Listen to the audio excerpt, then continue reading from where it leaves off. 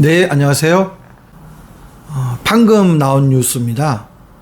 윤석열 정부에서 직접 대통령이 공시가격 현실화율을 폐지하겠다고 발표를 했습니다. 공시가격은 잘 아시겠지만 정부가 쉽게 얘기해서 세금을 거둘 때 또는 보상을 할 때 정부가 기준이 되는 가격을 미리 결정합니다. 집도 그렇고 땅도 그렇고 이렇게 하는데요. 사실 우리 이 공시가격과 실제 우리가 거래되는 거래가격, 시가하고는 사뭇 다릅니다. 대부분 공시가격은 낮게 형성되어 있습니다. 그러니까 시가 대비 공시가격률을 현실화율이라고 얘기할 수 있는 겁니다. 시가가 100이면 공시가격이 만약에 공시가격이 70이고 시가가 100이라면 현실화율은 70%가 되는 거죠. 이 지나치게 낮게 되어 있는 이 공시가격 현실화율을 2020년도 문재인 정부에서는 뭔가 괴리가 있다. 그래서 이거를 점진적으로 올려서 90%까지 맞추겠다고 얘기를 했습니다. 그럼 결과가 어떻게 될까요? 그러면 어떻게 모순처럼 보이는 이 공시가격과 시가가 괴리가 줄어들죠. 뭐가 안 좋을까요? 집을 가진 사람들은 세금 부담이 늘어날 가능성이 아주 높습니다. 예전에는 70%에 해당되는 주택 가격을 가지고 세금이 부과되었다면 공시가격이 현실화되면 90%에 대한 집값을 가지고 세금을 부과하기 때문에 당연히 부동산 조세가 늘어날 수밖에 없습니다. 반면에 정부의 조세 수입은 늘어날 수밖에 없습니다. 문재인 정부에서는 국민들의 주거 문제를 해결하기 위해서 주택 임대차 관련 3법을 제정했습니다. 공시가격 현실화율은 집을 갖고 있는 국민들에 대해서 부담을 줄 수밖에 없는 모순된 정책으로도 볼 수가 있습니다. 어쨌든 지금 경제 상황은 좋지 않습니다. 여러 가지 취업률도 그렇고 경제 지표도 그렇고 좋지가 않은 상황에서 공시가격이 로드맵에 따라서 현실화율이 점점 되어 간다면 결국은 국민들의 주름살은 깊어갈 수밖에 없는 사정을 반영한 측면이 있습니다. 하지만 오해도 있을 겁니다. 왜냐하면 지금 상황이 총선을 바로 앞둔 상황에서 아무리 좋은 정책이라 할지라도 이 정책에 발표한 의도는 다뭇 정치적으로 해석될 수밖에 없습니다. 그런데 공시가격 현실화율은 이번 총선을 앞두고 급박하게 나온 건 아니라고 생각됩니다. 인터넷을 검색을 하면 윤석열 정부가 설 전부터 해서 이 문제에 대해서 공약을 수차례 발표한 적이 있기 때문에 굳이 급조된 정책으로는 보지 않습니다.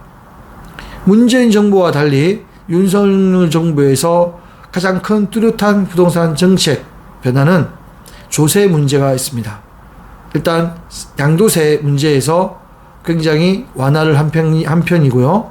그 다음에 지금 공시가격 현실화율을 폐지하겠다 하는 것도 차별적인 정책이기도 합니다.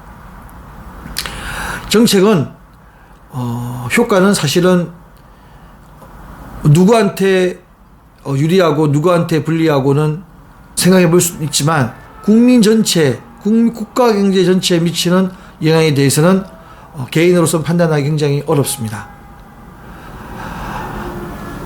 왜 공시가격 현실화율이 중요한 이유가 또 한 가지가 있습니다.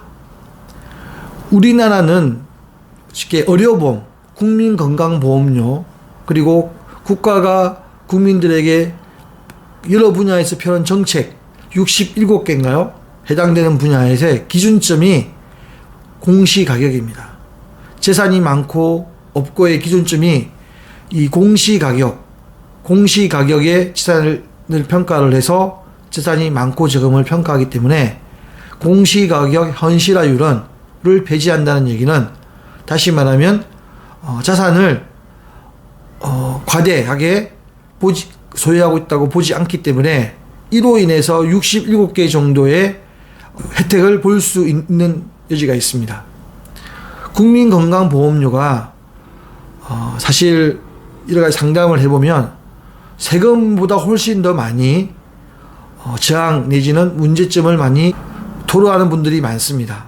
왜냐하면 몸이 아프신 분들이야, 병원을 자주 찾는 분들이야 국민건강보험료를 많이 내더라도 본인에 대한 혜택을 본다고 생각하기 때문에 그렇다 치더라도 병원 아주 건강하신 분, 병원을 거의 이용하지 않는 분들은 이 갑자기 불어난 국민건강보험료 부담을 굉장히 버거워하고 있습니다.